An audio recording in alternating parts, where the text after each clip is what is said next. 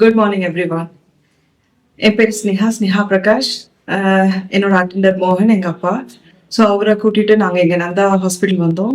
அதுக்கான ஒரு எக்ஸ்பிளனேஷன்ஸ் உங்ககிட்ட கொடுக்கலாம் அப்படின்னு சொல்லிட்டு வந்திருக்கோம். ஃபர்ஸ்ட்டு எங்கள் அப்பாவுக்கு வந்து லாஸ்ட் மந்த் திடீர்னு ஒரு ரெஸ்பிரேட்டரி இஷ்யூஸ் வந்துச்சு. ஸோ ரொம்ப கிரிட்டிக்கலான சுச்சுவேஷனில் ஆம்புலன்ஸில் தான் இங்கே கூட்டிகிட்டு வந்தோம். என் ஃப்ரெண்ட் வந்து சஜஸ்ட் பண்ணாங்க, நந்தா நல்லா பண்ணிட்டு இருக்காங்க அப்படின்னு சொல்லிட்டு. ஸோ இதான் ஃபர்ஸ்ட் டைம்.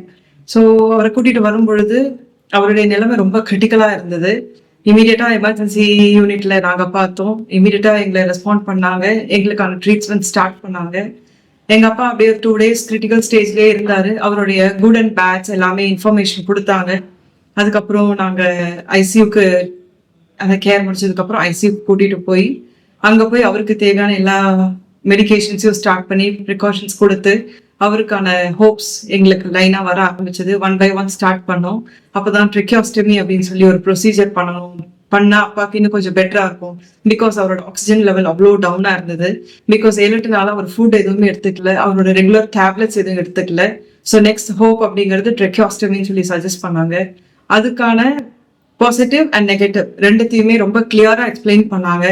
எந்த ஒரு பயமும் இல்லாமல் நாங்கள் ட்ரெக்கியோஸ்டமிக் சஜஸ்ட் பண்ணி நாங்கள் சைன் எல்லாம் பண்ணி கொடுத்து அவங்களோட ப்ரொசீஜர் ரொம்ப அழகாக பாசிட்டிவாக முடிச்சதுக்கு அப்புறமா அவருடைய லெவல் ஆஃப் இம்ப்ரூவ்மெண்ட்ஸ் வந்து அது ரொம்ப சொல்ல முடியாத அளவுக்கு ரொம்ப அழகாக இருந்தது. அதுக்கப்புறம் அவரை மெதுவாக கூட்டிட்டு போய் அவரோட பாசிட்டிவ்னஸ் மட்டும் சொல்ல ஆரம்பிச்சாங்க. அப்பா நல்லா இம்ப்ரூவ் ஆகிட்டு வராரு, எந்த பயமும் தேவையில்லை, கொஞ்சம் கொஞ்சமா இம்ப்ரூவ் பண்ணலாம். பிகாஸ் அவரு நடக்க முடியல, பிகாஸ் அவருக்கு அந்த அளவுக்கு இஷ்யூஸ் இருந்தது. இஸ் மெயின்லி ஒபெசிட்டியில தான் இந்த ரெஸ்பிரேட்டரி இஷ்யூஸ் எல்லாமே ஸ்டார்ட் ஆச்சு.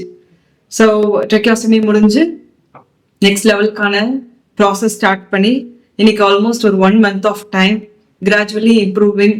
டெய்லி டாக்டர்ஸ் எங்களுக்கு அவரோட ஸ்டேஜை பத்தி இம்ப்ரூவ் பண்ணாங்க, சொன்னாங்க. அதை விட எங்களுக்கு தேவையான கம்ஃபர்ட் லெவல் அவங்க அழகா ப்ரொடியூஸ் பண்ணாங்க. பிகாஸ் பேஷண்ட்ஸை விட அவங்கள பார்த்துக்கிற அட்டெண்டர்ஸ்க்கு தான் அதனுடைய வலி என்னன்னு தெரியும். Mainly it's an emotion of father.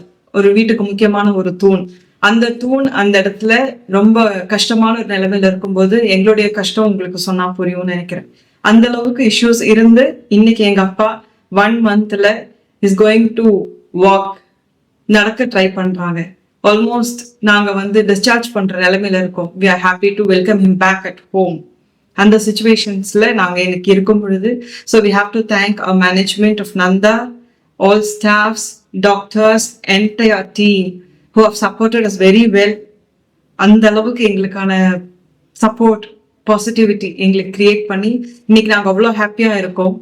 Will சூன் எங்க அப்பாவை கூட்டிட்டு வீட்டுக்கு போறதுக்கு. So thank you very much once again.